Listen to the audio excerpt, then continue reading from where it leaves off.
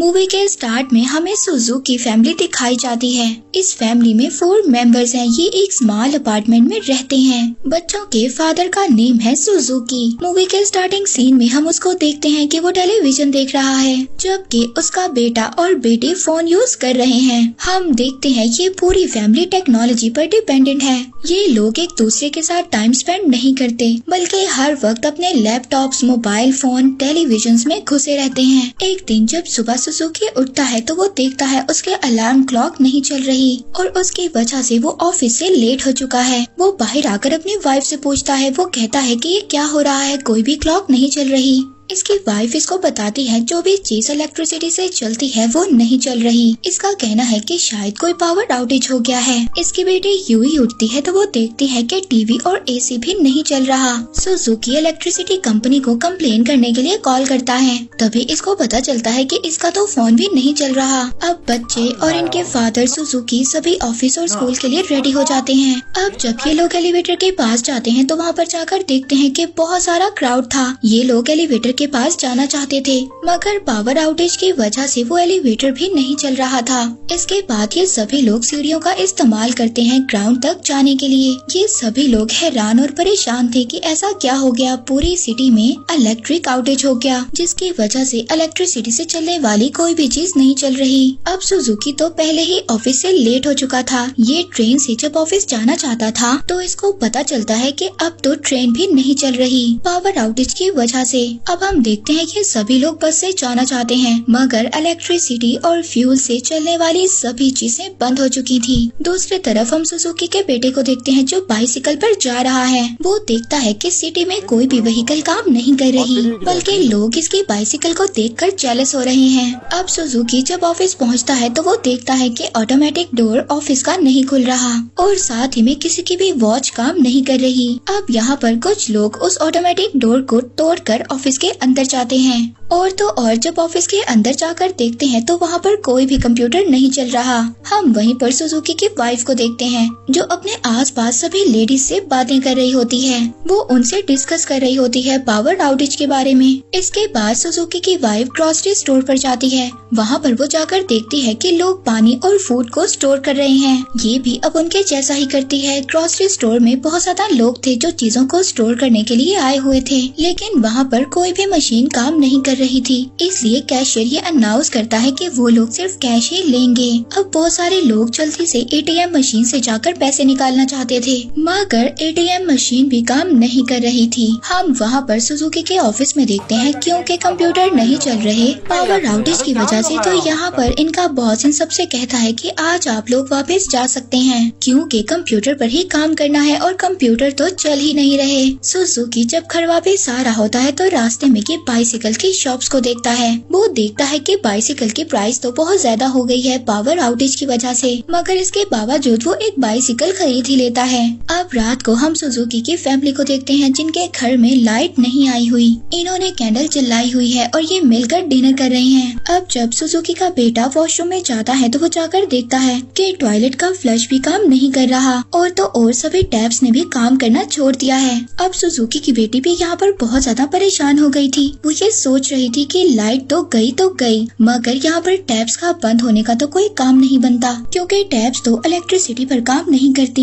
अब डिनर के बाद हम देखते हैं सुजुकी के बेटा और बेटी अपने रूम में जाते हैं। वो बहुत ज्यादा बोर हो गए थे क्योंकि इनका सेलफोन काम नहीं कर रहा था और ना ही इंटरनेट था। इसके बाद ये फुल फैमिली बालकनी में जाकर आसमान को देखने लगते हैं। ये बालकनी से देखते हैं कि पूरा शहर अंधेरे में है, सिर्फ तारे ही हैं जो उस शहर को अपनी रोशनी दे रहे हैं। हम देखते हैं कि पहली बार ये फैमिली मिलकर टाइम स्पेंड कर रही थी और एक्चुअली में ये सब इसको एंजॉय कर रहे थे। पावर आउटेज को होते होते 3 दिन गुजर गए हैं और सुजुकी के घर की हालत बहुत ज्यादा खराब थी। इलेक्ट्रिसिटी ना होने की वजह से लोगों का लाइफस्टाइल चेंज हो गया है। हम सुजुकी को उसके ऑफिस में देखते हैं। वहाँ पर उसका सीनियर उसको बताता है कि आज के बाद आप लोग काम पर नहीं आएंगे जब तक पावर आउटेज ठीक नहीं होता, यानी कि जब तक इलेक्ट्रिसिटी नहीं आएगी, कंप्यूटर्स नहीं चलेंगे, इन लोगों को वापस काम पर आने की जरूरत नहीं है।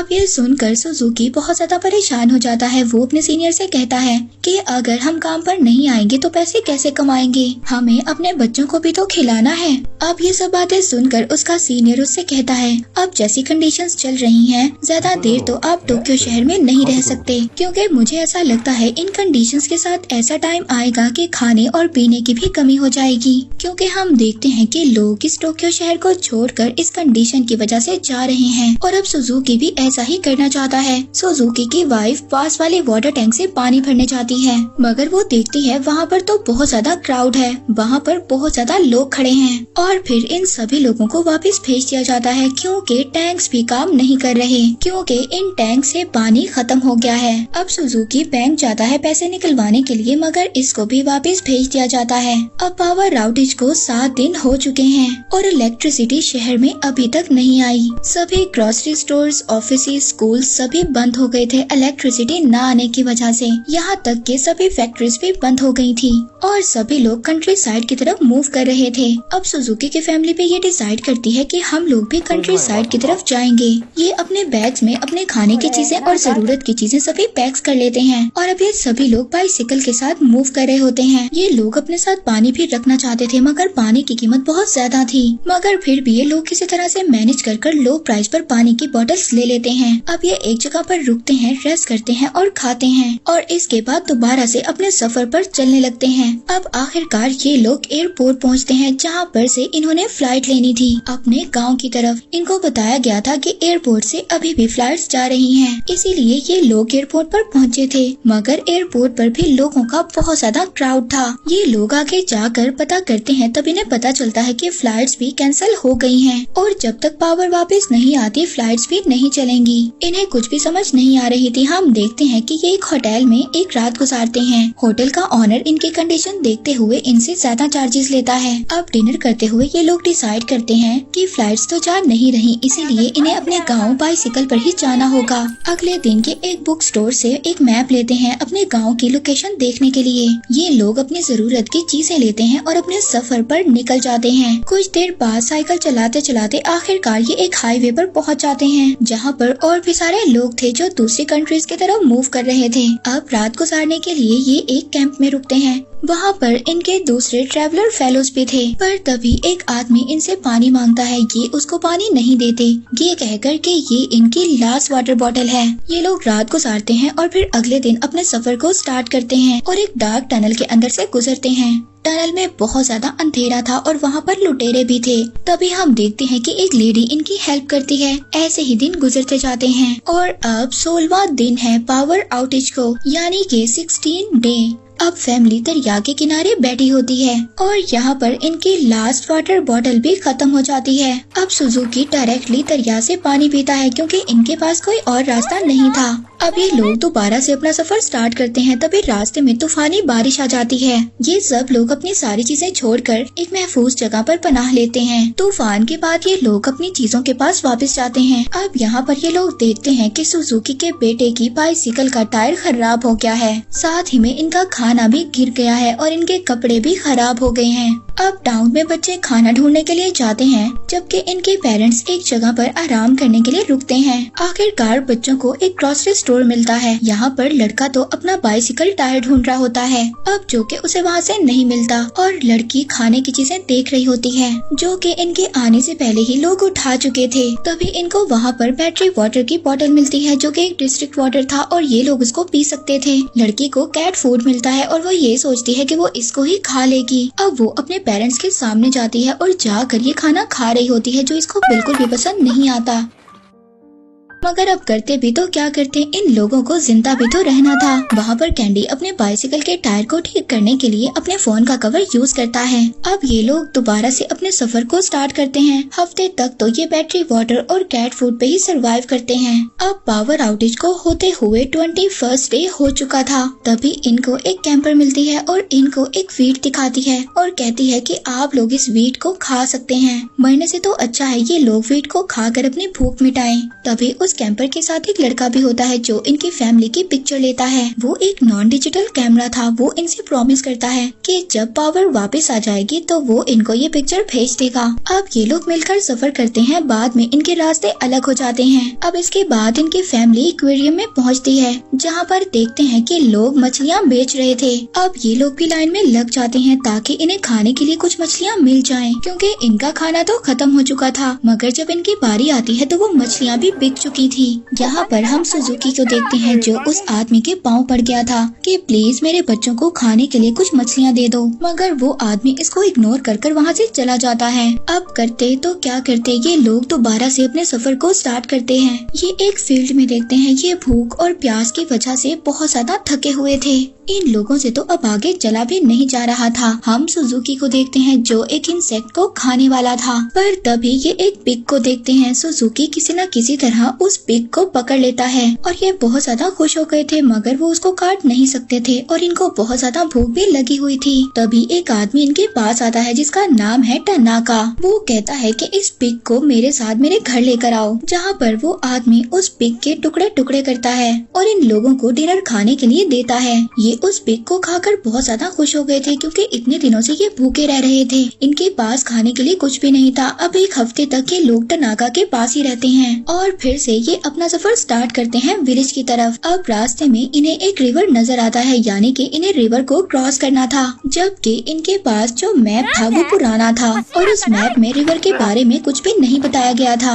अब ये लोग लकड़ियों से अपने लिए एक क्राफ्ट बनाते हैं ताकि ये दरिया को पार कर सकें। अब ये सारी फैमिली रिवर को क्रॉस कर लेती है, मगर इनकी बाइसिकल तो पीछे ही थी। अब इसके लिए कैंडी और सुजुकी रिवर की दूसरी साइड पर वापस जाते हैं ताकि वो अपनी बाइसिकल को इस साइड पर ला सकें। अब जब कैंडी और सुजुकी दरिया के बीच में थे तभी बहुत तेज बारिश होने लगती है, जिसकी वजह से दरिया का पानी बढ़ गया था और इन्हीं सब में सुजुकी डूब जाता है। ये लोग बहुत ज्यादा दुखी हो गए थे। इसके बाद दोबारा से ये अपने सफर को स्टार्ट करते हैं, मगर अब इनके पास बाइसिकल्स नहीं थी। ये लोग चलकर अपने गांव की तरफ जा रहे थे। ये लोग रेलवे ट्रैक पर से गुजर रहे होते हैं, तभी कुछ डॉग्स इन पर अटैक कर देते हैं। इन डॉग्स में से एक डॉग इनकी मदर पर अटैक करता है। वो रोड से नीचे जाकर गिरती हैं और उनकी टांग टूट जाती है। बच्चे अपनी मदर को रोड पर लेकर आते हैं, मगर वो डॉग्स दोबारा से इन पर अटैक करने के लिए आ गए थे। पर तभी हम देखते हैं कि पीछे से ट्रेन आ रही थी। वो ट्रेन इन पर नहीं चढ़ती और डॉग्स भी भाग जाते हैं। अब वो ट्रेन रुक इसलिए गई थी क्योंकि वो कोल पर चलती थी। ट्रेन के लोग ट्रेन में से उतरकर उस फैमिली को अंदर लेते हैं और उनकी हेल्प करते हैं और साथ ही उन बच्चों की मदर की टांग पर पट्टी भी करते हैं। नेक्स्ट सीन में हम सुजुकी की बॉडी को देखते हैं जो दरिया के किनारे पर पड़ी थी, मगर लकीली वो अभी भी जिंदा था। वो दरिया से बाहर निकलता है और पास खड़े एक ट्रक में जाकर टेक लगाकर बैठ जाता है। तभी हम देखते हैं इसके पास से वही ट्रेन गुजरती है जिसमें इसकी फैमिली भी है। सुजुकी ट्रेन में मौजूद लोगों की अटेंशन लेने के लिए एक स्मोक टॉर्च का यूज करता है। आखिरकार के ट्रेन रुक जाती है और ट्रेन में मौजूद लोग सुजुकी को अंदर ट्रेन में ले लेते हैं और हम सुजुकी की फैमिली को देखते हैं जो दोबारा से रीयूनाइट हो गए हैं और बहुत ज्यादा खुश हैं। ये ट्रेन इन लोगों को इनकी मंजिल तक लेकर जाती है और ये लोग बहुत सालों के बाद अपने नाना को देखते हैं और उन्हीं के साथ उनके गाँव में रहना स्टार्ट कर देते हैं। नेक्स्ट सीन में हम पावर आउटेज को देखते हैं जिसे होते हुए 2 साल और 126 डेज हो चुके हैं। सुजुकी की फैमिली एक खूबसूरत लाइफ गुजार रही है। इनका गाँव बहुत ज्यादा प्यारा है। ये लोग अपने लिए खुद ही मछलियाँ पकड़ते हैं और अपने कपड़े बुनते हैं। पर तभी हम एक दिन देखते हैं सुजुकी उठता है और हम देखते हैं कि उसका अलार्म क्लॉक बज रहा है। तभी पूरा गांव बाहर आ जाता है। हम देखते हैं जो इलेक्ट्रिसिटी चली गई थी वो वापस आ जाती है। बल्ब्स काम करना स्टार्ट कर रहे थे और फोन भी रिंग कर रहे थे। सभी लोग बहुत ज्यादा हैरान हो गए थे कि इलेक्ट्रिसिटी गई क्यों और इलेक्ट्रिसिटी आई क्यों। सुजुकी के फैमिली भी दोबारा से टोक्यो में शिफ्ट हो जाती है। कुछ साइंटिस्ट का ये कहना था कि इलेक्ट्रिसिटी का ये ब्रेक डाउन सूरज की लहरों की वजह से था और कुछ का ये कहना था कि ये तो टेररिस्ट ऑर्गेनाइजेशन का करना था, मगर सच्चाई तो कोई भी नहीं जानता था। मूवी के एंड में फैमिली को एक पिक्चर मिलती है। ये पिक्चर वही थी जो उस अनजान आदमी ने इनकी ली थी जब ये लोग अपने गाँव की तरफ ट्रेवल कर रहे थे। इस इलेक्ट्रिसिटी के ब्रेक डाउन ने इन लोगों को समझाया कि किस तरह से उन्होंने अपनी लाइफ में मौजूद छोटी छोटी चीजों की कदर करनी है और उन्हें बताया कि किस तरह छोटी छोटी चीजें हमारी लाइफ में हमें खुशी देती हैं। और इस इलेक्ट्रिसिटी ब्रेकडाउन ने बताया कि फैमिली का प्यार ही सब कुछ है, बिल्कुल सुजुकी की फैमिली की तरह, जो बिल्कुल भी एक दूसरे का ख्याल नहीं रखते थे, अपने फोन्स और लैपटॉप्स में लगे रहते थे। और जब उन पर मुश्किल आई, उन्होंने एक साथ टाइम गुजारा तो उनको पता चला यही लाइफ है। और इसी के साथ ये मूवी यहीं पर एंड हो जाती है।